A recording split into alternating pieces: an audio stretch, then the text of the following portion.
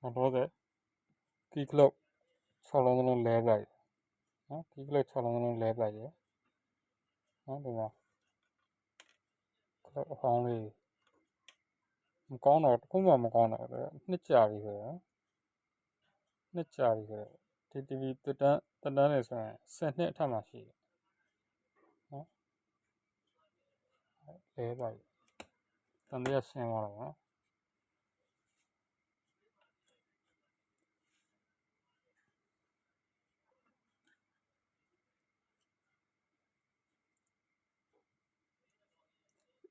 ပြီးတော့ဒီကောင်ပြန်တက်ထားလိုက်နော်ဒီကောင်ပြန်တက်ထားလိုက်မယ်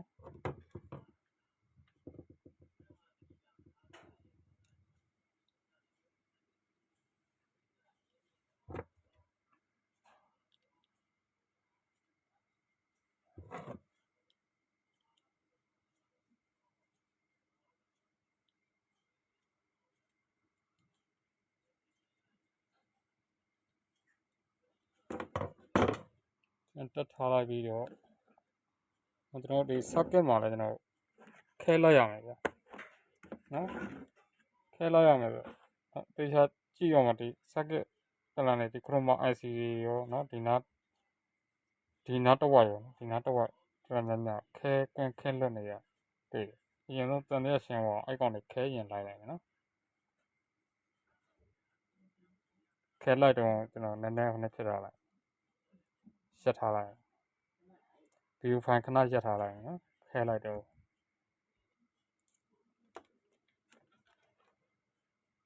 အဲ့တော့ခဲလိုက်ပြီးသွားပြီဆိုရင်တော့နော်ခဲလိုက်ပြီးသွားပြီဆိုရင်နော်ကျွန်တော်ဒီမှာနှိပ်ရှိရနော်ဒီမှာပင်နံပါတ်29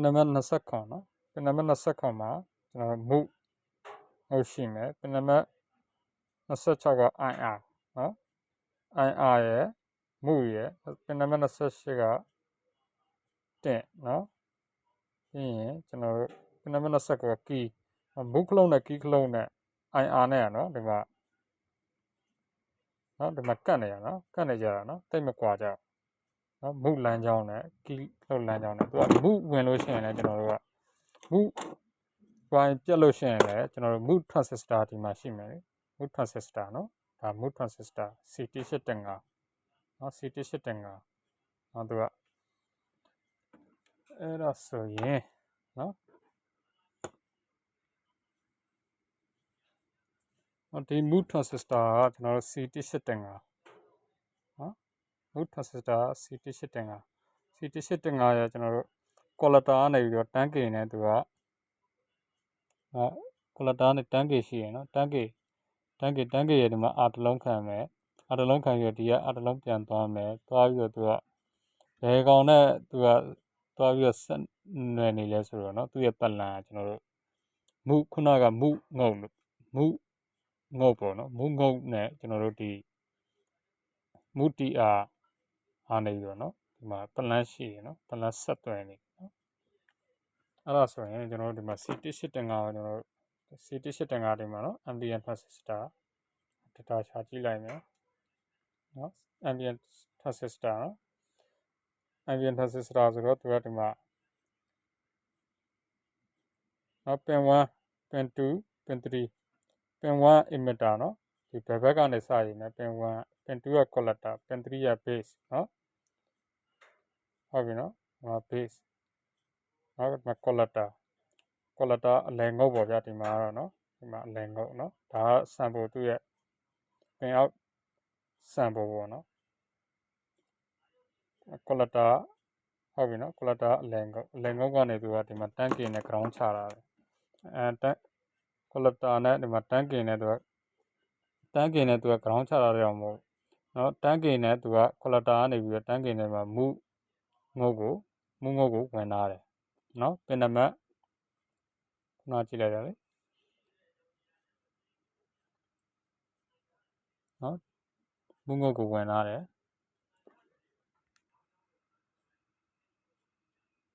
နော်သူကပင်1ကကျွန်တော်ပင်1 emitter နော်ပင်2က collector ပင်3က base နော်သူက ambient transistor ambient transistor ဆိုတော့ကျွန်တော်တို့เนาะဒီဘေးဘိုးကသူကနှုတ်ဖို့နဲ့နှုတ်ဖို့ရောက်ပြီဆိုလို့ရှိရင်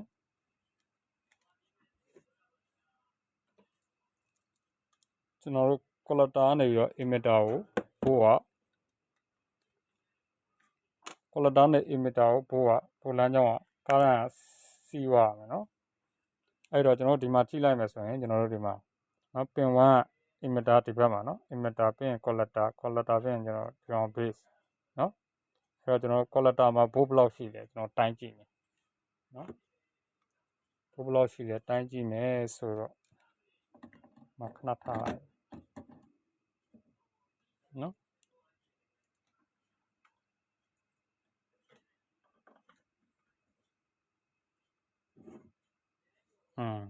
နောက်တော့ OSC မီလုံးကလင်းကျင်တယ်လို့မလင်းကျင်တယ်လို့ နော်ထွက်ချင်တယ်လို့မထွက်ချင်တယ်လို့ ਨੇ အဲ့တော့ဒီအလယ်ငုံမှာတော့ဒီ ground လမ်းကြောင်းမှာရှာပြဆိုဒီမှာမီတာလက်တံအလဲချရလိုက်နော်ဒီအလယ်ငုံနော်အလယ်ငုံကိုတိုင်းကြည့်လိုက်2.4ဖို့ရှိနေတယ်နော်2.4ဖို့ရှိနေဒါကြောင့်မလို့သူဟိုနဲ့မဖြစ်တယ်နော်2.4ဖို့ရှိနေတယ်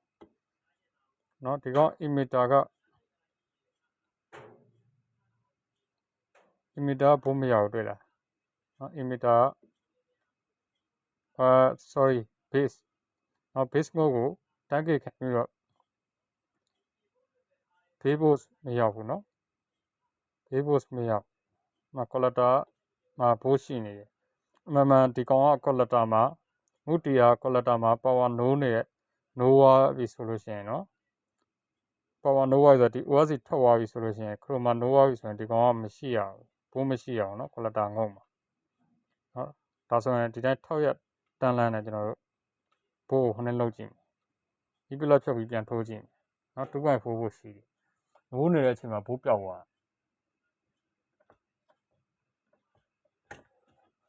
ဒီပြလက်ဖြုတ်လိုက်ပြီကွာနော်ဒီပြလက်ဖြုတ်လိုက်ပြီဘိုးပြောက်သွားပြီဒီပြလက်ပြန်ထိုးမယ်နော်ဒီအလယ်ငုံမှာပဲထောက်ထားမယ်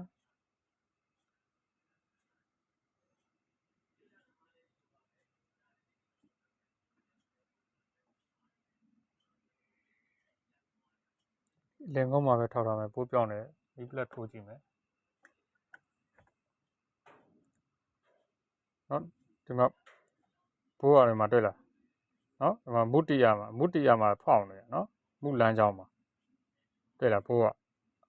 ဒီလောက်ဘိုးရှိတယ်ဆိုတာမနိုးတော့ဘူးဘိုးပြောက်သွားဒါဆိုမုတ္တိယဖြုတ်ပြီးနှိုးကြည့်မယ်နော်တေချာဝိုင်းမုလမ်းကြောင်းမှာဖြစ်နေတယ်နော်ခလုတ်ကီးခလုတ်နဲ့ဘူးလမ်းကြောင်းဟိုကျွန်တော်တို့မတင်ကြတာပေါ့နော်ဒါဆိုရင်ကီးခလုတ်တရားလဲပြီးသွားပြီကီးခလုတ်လမ်းကြောင်းလည်းမဟုတ်ဘူးနော်ကျွန်တော်မုတီယာဖောင်းနေနော်ဒါဆိုရင်ဒီကောင်ကျွန်တော်ဖြုတ်ပြီးတော့နှိုးကြည့်ဒီမုတီယာဖြုတ်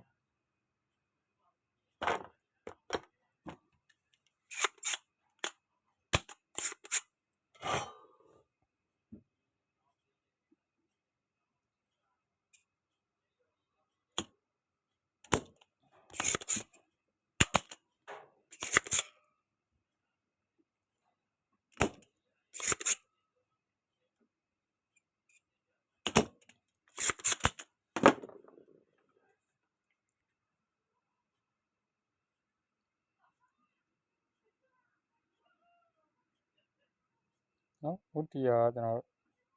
C18 တင်ကားရနော်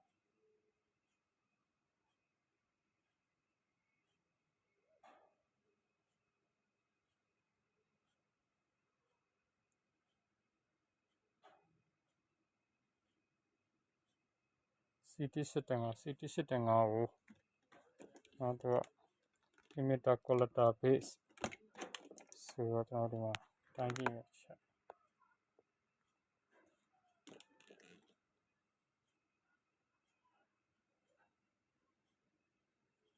emitter နဲ့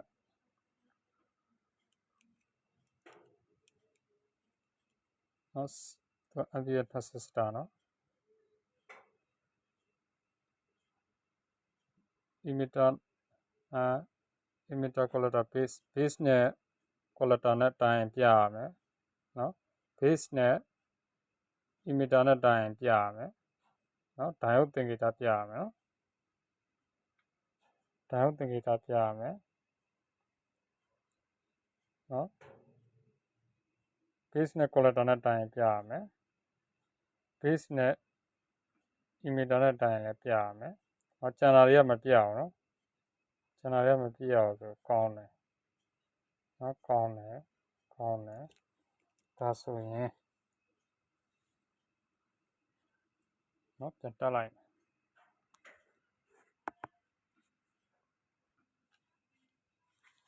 နော်ဒါမှဒီ transistor တွေရဲ့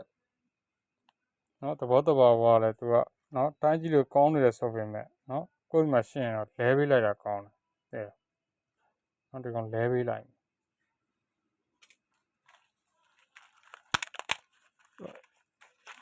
component လေးတွေကတခုမှသူက short တက်လို့မရအောင်နော် short တက်လို့မရအောင်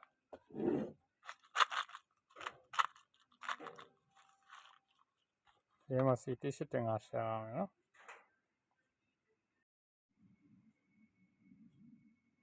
တော့တွေ့ပြီနော် CT 8.5ခေါင်းလေးအစားထိုးကြည့်နော်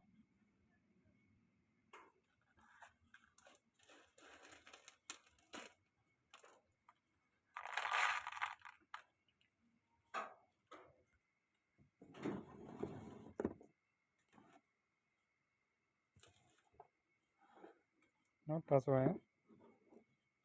စားထိုးလိုက်ပြီနော်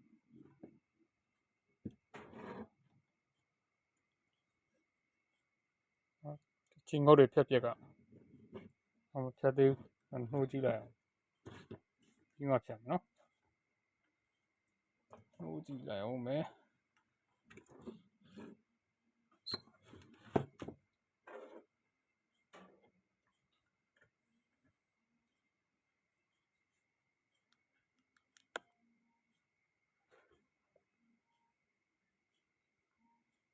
နော်ဒီမှာနိုးတယ်နော်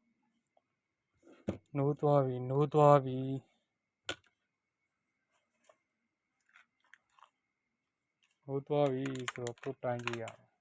ITR ရဲ့ TR ရဲ့အဲ့လိုပဲနော် transistor တွေကမာယာနည်းနည်းများတယ်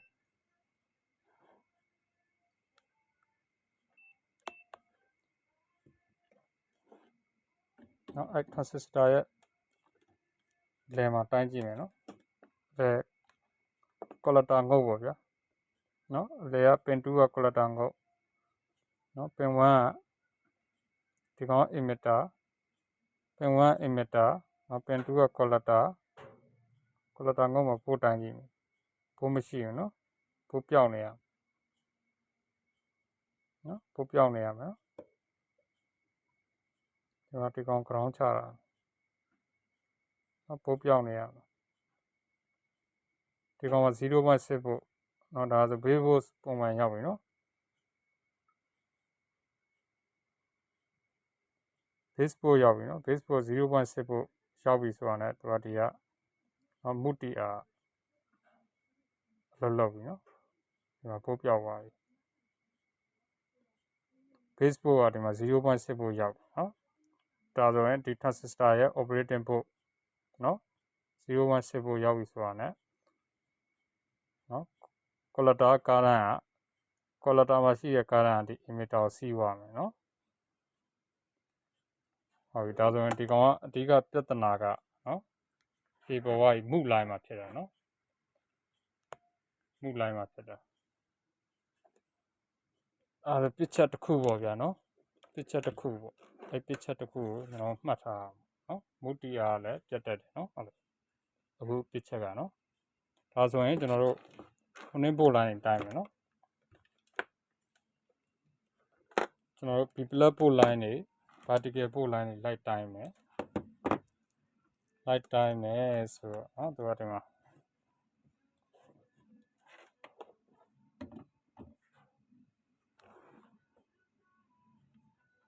နော် ground ထောက်ထားမယ် ground တစ်စားထောက်ထားမယ် B+ ပို့130 15ဝန်းကျင်ရှိရမယ် ဟုတ်ပြီနော်ဒီမှာ109ရှိရယ်ဟုတ်ပြီနောက်တစ်လိုင်းနောက်တစ်လိုင်းကဒီကောင်ကဒီမှာတိုင်အုပ်ကဒီမှာအနှုတ်ဖို့ထုတ်ထားတာနော်ဒီတိုင်အုပ်တစ်လုံးကအနှုတ်ဖို့ထုတ်ထားတာအဲ့ကောင်ကဘယ်သွားလဲဆိုအဲ့ကောင်ကဒီမှာ -14 ထွက်တယ်တွေ့လားနော် -14 ထွက်တယ်အဲ့ကောင်က vertical ICU ပဲသွားတာနော်ဒီကောင်က +14 +14 -14 နော် vertical ICU ပဲသွားတာနော် +14 -14 vertical ICU ပဲသွားတာနော်ကျွန်တော်တို့ဆန်ဆောင်စလင်းနေမှာလို့ vertical ICU သူက plus ဖို့ minus ဖို့နဲ့နော်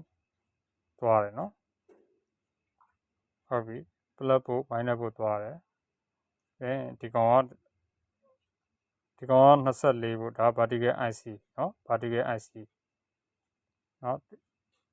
vertical IC ကိုသွားတယ်ဒါ BCC vertical IC ရဲ့ BCC ကိုသွားမှာနော်ဒီကောင်ကကျွန်တော်တို့10ဖို့ဆိုတော့နော်10ဖို့5ဖို့ line ကိုသွား10ဖို့5ဖို့ line ဒီ chroma IC စီကိုလည်းသွားမှာနော်အဲ့တော့ chroma IC လည်းရောက်ပြီနော် chroma လည်းနိုးနေလို့ဒီ OSC ထောက်သွားပြီနော် OSC ထွက်သွားပြီ OSC ဘိုးကOSC ထွက်သွားပြီဆိုတော့ကျွန်တော်တို့ဒီမှာဒီ LED မီးကိုပြန်ဖြုတ်မယ်နော် H6 OSC ထွက်သွားပြီနော်ဒီ Facebook ရောက်လာပြီဆိုတဲ့သဘောပေါ့နော် LED မီးကိုဖြုတ်မယ်ကျွန်တော်တို့ထုတ်ထားတဲ့ဟာတွေ H6 transistor တွေပြန်တက်မယ် vertical IC တွေပြန်တက်မယ်နော် vertical IC ပြန်တက်မယ် H6 transistor ပြန်တက်မယ် B+ ဟာထားတဲ့ B+ R ပြန်တက်မယ်နော် B+ R ကိုပြန်တက်မယ်နော်နည်းနည်းလေးနော်ပြန်တက်တဲ့အခါနည်းနည်းလေးကြာမှာမဟုတ်လို့ဒီလိုနဲ့ကြော်လိုက်မယ်ကဲဒါဆိုရင်နော်အကုန်လုံးပြန်တက်ပြီးသွားပြီ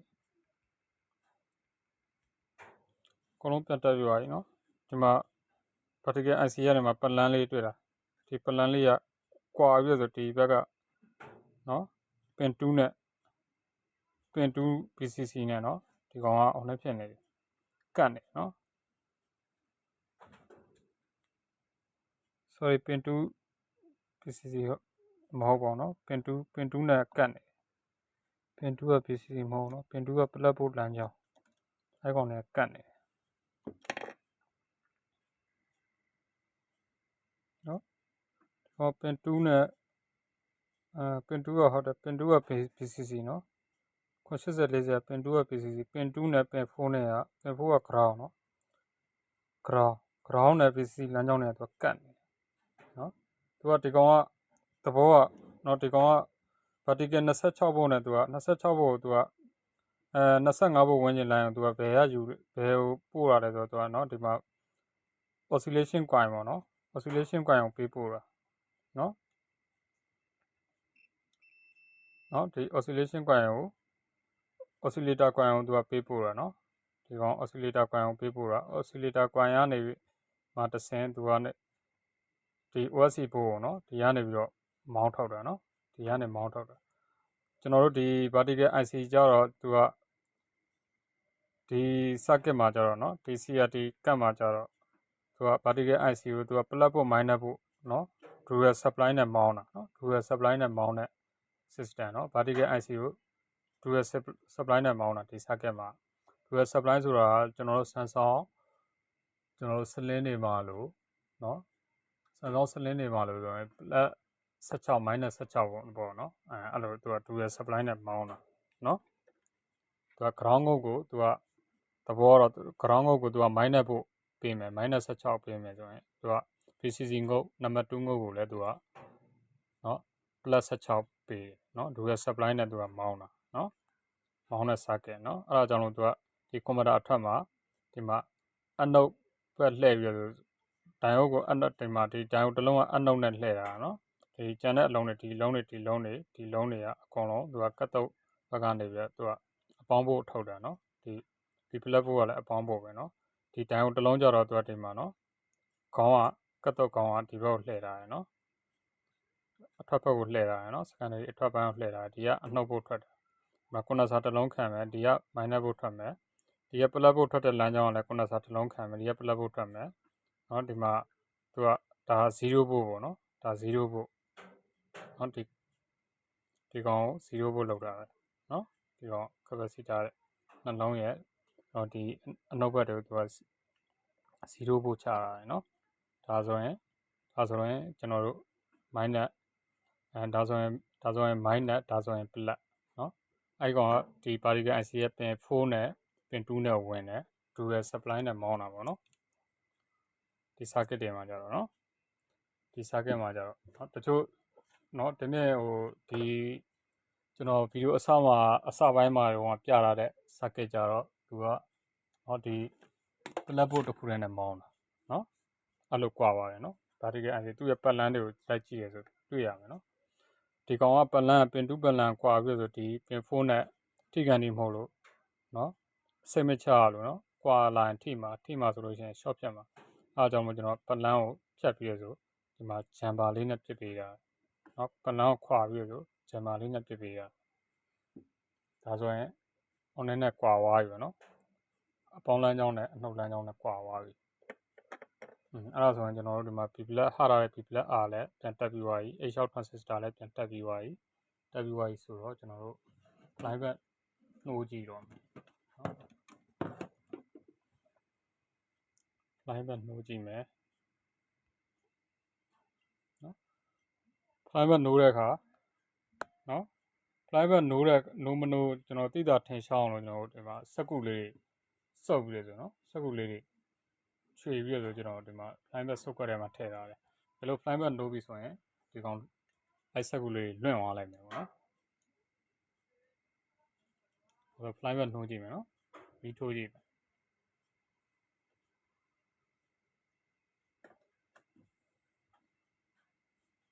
နော်ဒါဆိုစက္ကူလေးလွင့်သွားတယ်ဒါဆို line back နှိုးသွားတယ်နော် line back နှိုးသွားတယ် line back နှိုးတဲ့အတန်လဲဒီနဲ့ကြားနေရမယ်နော်ပိတ်လိုက်โอเคနော်ဒါဆို line back နှိုးသွားပြီ line back နှိုးသွားပြီဆိုရင်ကျွန်တော်တို့ဒီကောင်ကိုကျွန်တော်တို့ဒီ ground ပြန်တက်ကမယ်နော်ဒီမှာ high volt ကရောက်သွားပြီနော်ဒီတိုင်းသွားကင်လို့မရအောင်နော် high volt ရောက်သွားပြီဖြစ်တဲ့အတွက်ကျွန်တော်တို့နော် player လေးနဲ့ကင်ပြီးတော့ကျွန်တော်တို့ဒီ heat sink နဲ့ပေါ့နော် CRT TV ကတ်မှာရှိတဲ့ heat sink နဲ့ ground တက်ပြီးနော်ဒီကောင်နဲ့ ground တက်ပြီးလိုက်နော်ဒီ heat sink နဲ့ပေါ့နော် ground တက်ပြီးလိုက်ရင်ဒါဆိုလို့ရှိရင်ရပါပြီနော်ဒါဆိုရင်ကျွန်တော်တို့ပြန်တက်မယ်နော် TV CRT မီးလုံးမှာပြန်တက်မယ်နော်နော် CRT TV မှာကျွန်တော်တို့ BT မှာပြန်တက်မယ် circuit နဲ့ပြန် join မယ် join ဖို့ကျွန်တော်ပြင်ဆင်နေနေနော် short note လေးပြောပြမယ်နော် short note လေးပြောပြမယ်ဆိုတော့ကျွန်တော်တို့တကယ်လို့ခုနကကျွန်တော်တို့ဒီ mood TR ပေါ့နော် mood TR ကျွန်တော်တို့လဲလိုက်တဲ့ mood TR ပေါ့နော် transistor လေးဒီနားမှာနော်အဲ့ transistor လေးက ambient transistor C1805 C1805 တကယ်လို့မရှိလို့ရှိရင်လည်းကျွန်တော်တို့ပင်အောက် data ရှာပြီးတော့ကျွန်တော်တို့တခြား ambient transistor နဲ့ကျွန်တော်တို့ပင်အောက် data ပေါ့နော်ပင်1 2 3 1က emitter 2က collector 3က base ဆိုလို့ရှိရင်အဲ့ကောင်တွေကိုကျွန်တော်တို့လည်းဖြတ်ကြမယ်ပေါ့နော်တူတယ်ဆိုလို့ရှိရင် ambient transistor ချင်းနဲ့တူတယ်ဆိုလို့ရှိရင်ကျွန်တော်တို့အစားထိုးလို့ရပါတယ်เนาะဒါတော့ C8282 ဘာလို့ဆိုလဲပင်ရောက် data တူပါတယ်เนาะ C1805 နဲ့အဲ့ကောင်နဲ့အစားထိုးကြည့်လို့လည်းရပါတယ် C1805 မရှိရင်လည်းเนาะဒါခုနကလဲလိုက်တဲ့ transistor ကကျွန်တော်တို့တိုင်းကြည့်ရင်ကောင်းတယ်เนาะတိုင်းကြည့်ရင်ကောင်းနေတယ်เนาะအဲ့လိုရှိပါတယ်သဘောတဘာဝเนาะ electronic component ရဲ့တဘာဝဘယ်အားမှတော့ဂျုံစားလို့မရဘူးဒါကြတော့ကျွန်တော်တို့เนาะပြုပြင်ခဲ့ဘူးတယ်เนาะ DVD ရဲ့တစ်ချက်တွေနဲ့ကျွန်တော်တို့ပြန်စဉ်းစားပြီးတော့ကျွန်တော်တို့ဒါပြောမယ်ဆိုတွေးခေါ်ပြီးတော့ကျွန်တော်တို့ဖြစ်နိုင်တဲ့အနေအထားတွေကိုကျွန်တော်တို့ဆုံးဖြတ်ကြတာလည်းပါတာပေါ့เนาะဒါကလုံးရည်နားလာပြီးစားကက်ပြเนาะတော်တော်များများပြင်နိုင်လာပြီဆိုလို့ရှိရင်ဒါဆိုလို့ရှိရင်အတွေ့အကြုံကလည်းအခုလိုလက်တွေ့ဆက်ပြင်တဲ့ညမှာအထောက်အကူပြုတယ်ပေါ့နော်အဲ့ဒါလေးတစ်ချက်နော်အဲ့ဒါတစ်ချက် short note ဖြစ်ပေးခြင်းပါတယ်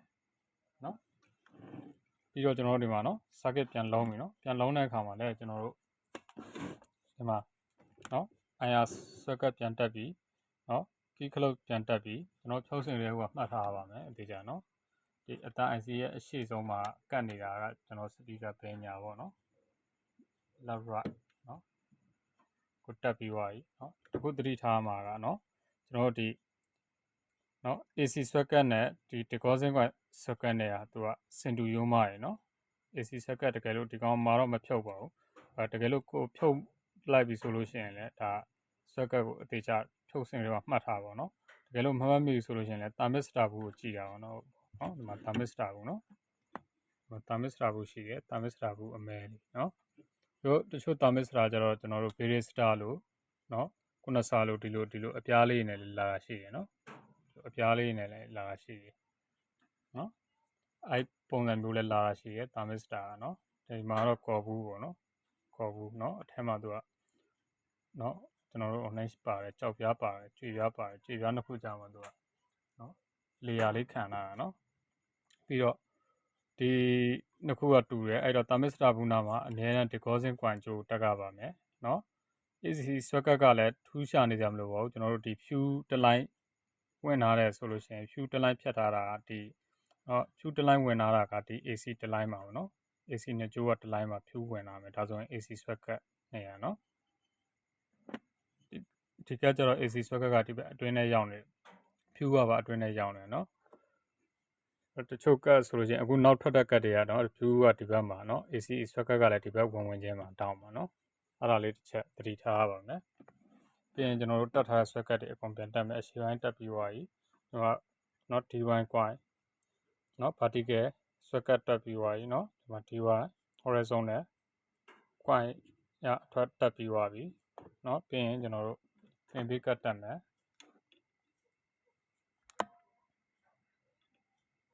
နော် CRT မှာကျွန်တော်သင်ပေးကတ်တက်ပါမယ်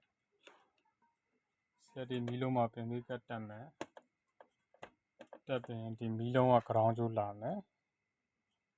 မီလုံးက ground ကျိုးတက်မယ်နောက်ပြီးရင်ကျွန်တော်တို့ဒီမှာ audio output နော် audio output socket တက်မယ်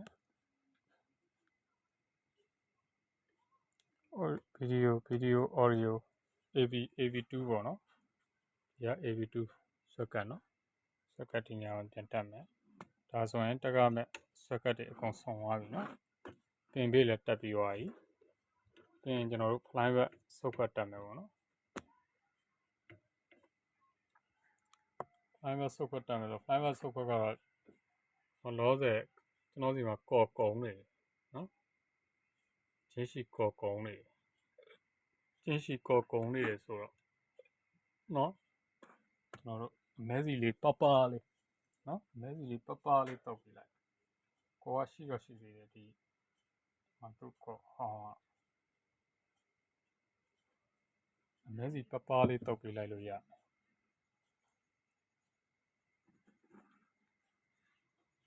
နော်အာလူးစီလေးပပလေးပေါ့မကောအခန်းရှိသေးဒီအပေါက်ကိုလက်နဲ့သွားမထိနဲ့ဒီအပေါက်ကိုလက်နဲ့သွားမထိနဲ့ဟိုကကျွန်တော်တို့ကစုတ်ခွက်ကိုတက်ဟိုနဲ့တက်ထားတာဆိုရမယ်နော်ဒီအပေါက်ထဲမှာလည်းပို့အောင်းနေနိုင်တယ်နော်ဒီစီရသည်မီဒီထဲမှာလည်းနော်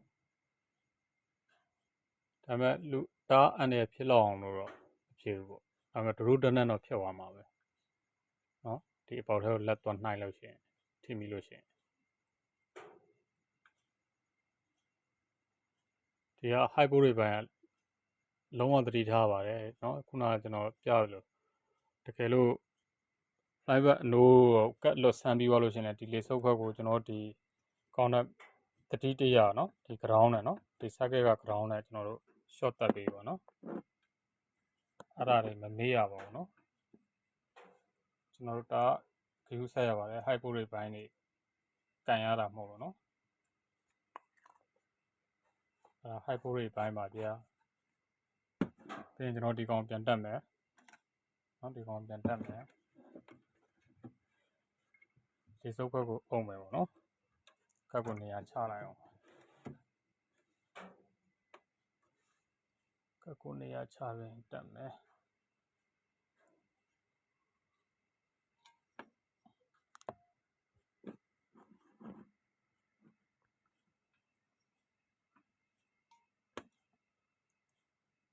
နော် tester နော်ဒီမှာရက်ကရနော်ဒီမှာကော်သားနဲ့ဟိုနဲ့ဖြစ်လာတဲ့ကောင်နဲ့ထိုးထည့်ရနော်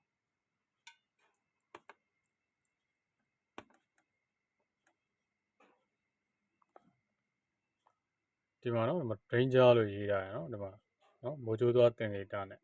နော် danger နော် HP ဆိုတာဒါ high volt လို့ခေါ်တာနော် high voltage ဆိုတာအဲ့ဒါကိုပြောတာပါဗျာနော်ကျွန်တော် comment မှာနော်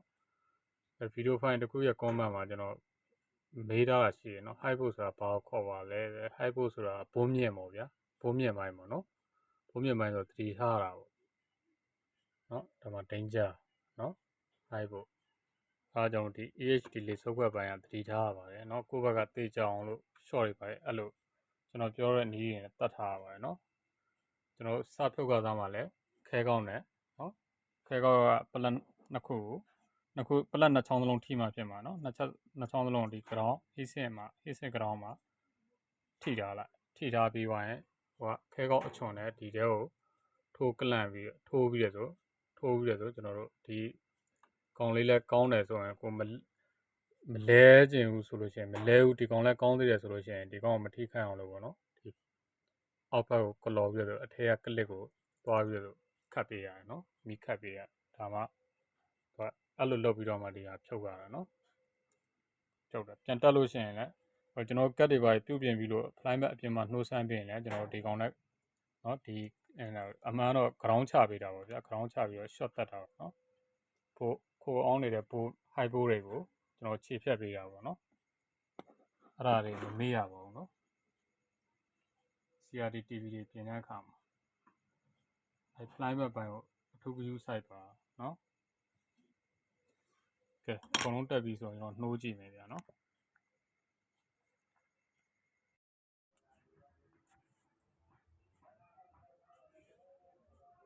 ကဲကျွန်တော်တို့နော်ပြုတ်ပြင်တဲ့အပိုင်းပြီးပြီဆိုတော့ကျွန်တော်တို့နော် fly map လည်းနှိုးသွားပြီဆိုတော့ကျွန်တော် TV ကိုမီးပလက်ထိုးကြည့်မယ်နော်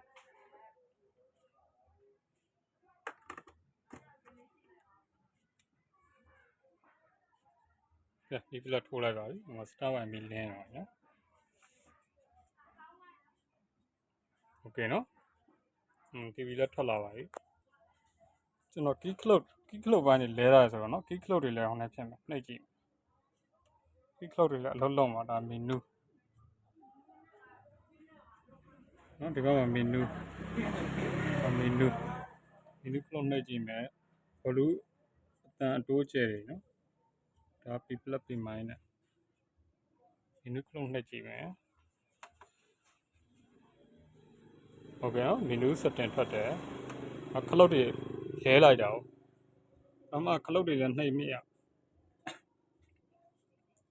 ခလုတ်တွေလည်းနှိပ်မိရ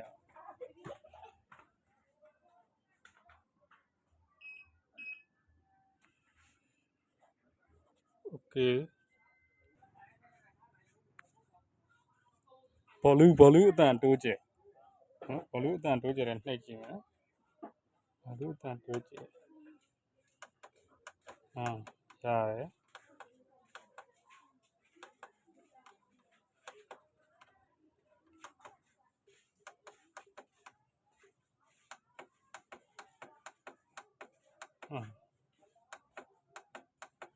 ရနော်အကောင်တွေလည်းရပြီဆိုတော့ဒါဆိုရင်အဆင်ပြေပါပြီနော်ဒီရုပ်ထွက်အတန်ထွက်ကတော့ကျွန်တော်ပြီးမှပဲဆန်းလိုက်ပါမယ်နော်ကဲကျွန်တော်နော်ဒီ CRT TV နော်ပြုပြင်တဲ့အခါမှာအခြေခံသိရှိထားရမယ့်အချက်တွေနော်ဘိုးရိတ်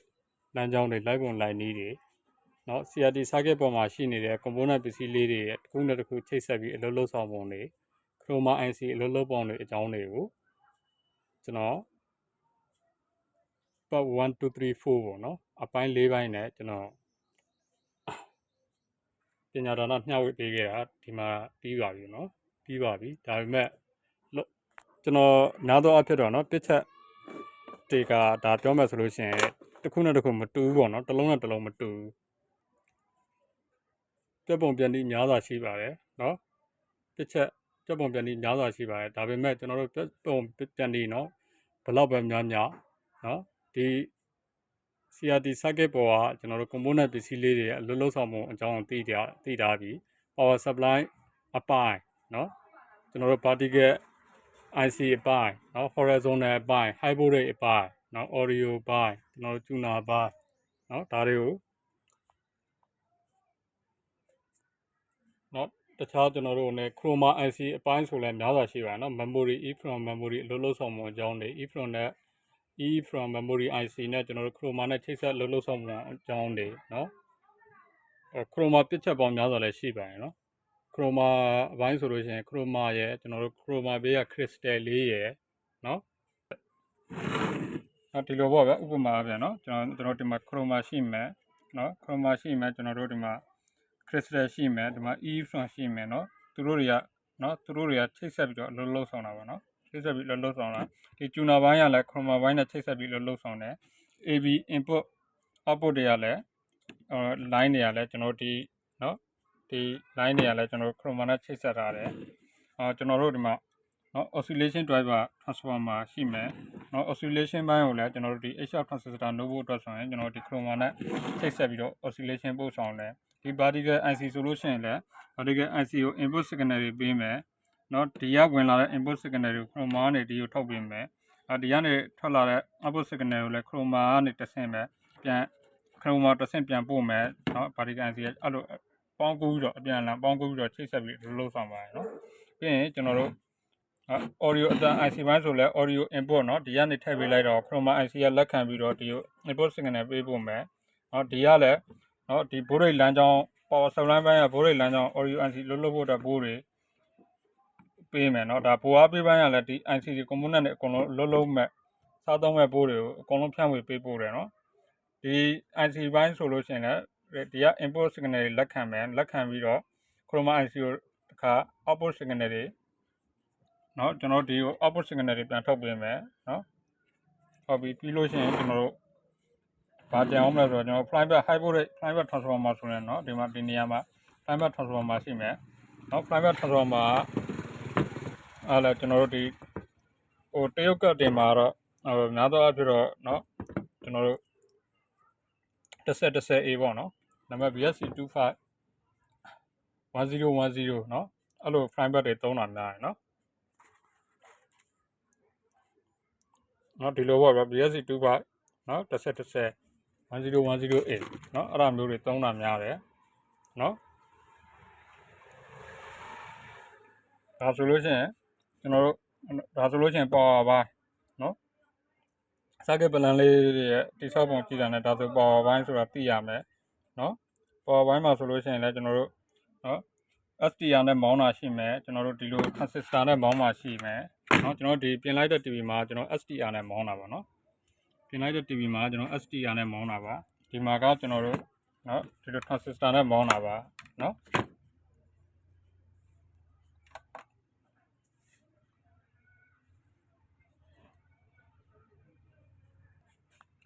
ဒါဆိုလို့ရှိရင်ကျွန်တော်တို့ကเนาะဟိုလုပ်ငန်းခွင်ဝင်စားပေါ့เนาะလုပ်ငန်းခွင်ဝင်စားညီငယ်များကိုထူးကျွန်တော်အားပေးလိုတာကတော့เนาะဒီ CRT TV circuit တွေကိုကျွမ်းကျင်ပိုင်နိုင်စွာပြင်တက်ဖို့အတွက်ဦးစားပေးပြီးတော့လေ့လာပါเนาะဦးစားပေးပြီးလေ့လာပါဘာလို့လဲဆိုရင်ကျွန်တော်အခုရှင်းပြထားခဲ့သလိုပေါ့เนาะဒီ CRT TV circuit ကိုကောင်းလာเนาะပိုင်နိုင်သွားပြီဆိုလို့ရှိရင်ကျွမ်းကျင်ပြင်တက်သွားပြီဆိုလို့ရှိရင်ကျွန်တော်တို့ဒီမဲ့ circuit တွေကကျွန်တော်တို့ audio ဘိုင်းတွေအခြေခံပါပြီးသားဖြစ်သွားမယ်เนาะtuner line fan နဲ့เนาะ tuner receiver ရဘိုင်းတွေအတွက်ကကျွန်တော်တို့เนาะ TV commit ရှိပါမယ်เนาะ TV commit ရှိပါမယ် audio signal တွေ input output တွေအလုပ်လုပ်ပုံတွေသိပါမယ်เนาะ memory IC တွေအလုပ်လုပ်ပုံသိပါမယ်ကျွန်တော်တို့ရှင်းပြမယ်ဆိုရင်တော့ဒါမပြီးသေးပါဘူးပေါ့เนาะနောက်ပိုင်းဟိုလေကျွန်တော်ကြုံသမျှပြစ်ချက်တိုင်းပေါ့เนาะကြုံသမျှပြစ်ချက်တိုင်းဒီလိုပဲကြွရCRT TV တွေပြင်ရတဲ့အခါမှာကျွန်တော်အများနဲ့တင်ပြပေးပါမှာပေါ့เนาะဘာလည်းမဖြစ်ပါနဲ့เนาะဟိုမှာဝင်ပြီးတော့ကျွန်တော် channel လေးမှာလည်းဝင်ပြီးတော့လေ့လာပါเนาะလေ့လာလို့ရပါတယ်เนาะညာဆိုတင်ပေးဦးမှာပါကျွန်တော်ပြစ်ချက်တွေအများကြီးရှိပါတယ်เนาะကြုံသမျှပြစ်ချက်တိုင်းဒါပေမဲ့အဓိကကတော့ဘယ်လိုချိတ်ဆက်ပြီးအလုပ်လုပ်ဆောင်နေဆိုတာသိရလို့ရှိရင်ဘယ်ပိုင်းပဲပြပြကျွန်တော်တို့လိုက်ပြီးတော့ဆိုဟိုပြုပြင်လို့အဆင်ပြေတယ်ပေါ့เนาะ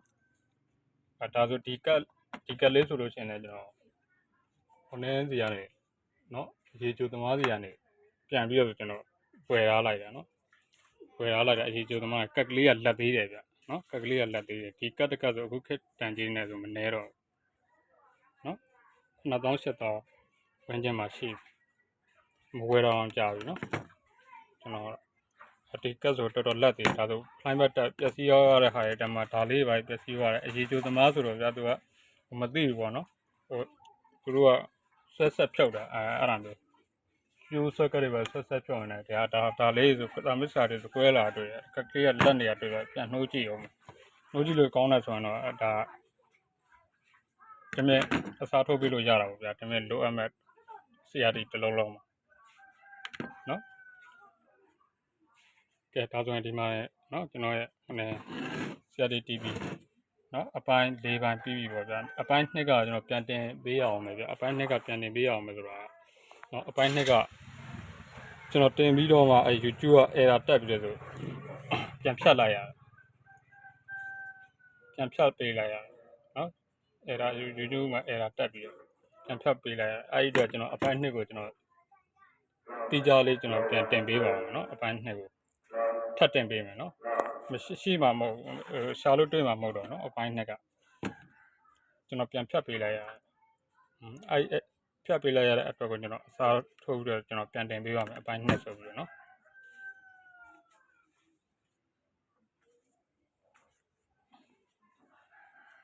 ကဲ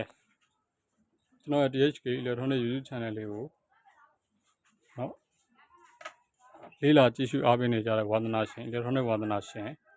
မိတ်ဆွေများအားလုံးကိုစိတ်နှပြကျမ်းမာချမ်းသာပါစေလို့ကျွန်တော်ဆုမွန်ကောင်းပူတော်လိုက်ပါတယ်ခင်ဗျာ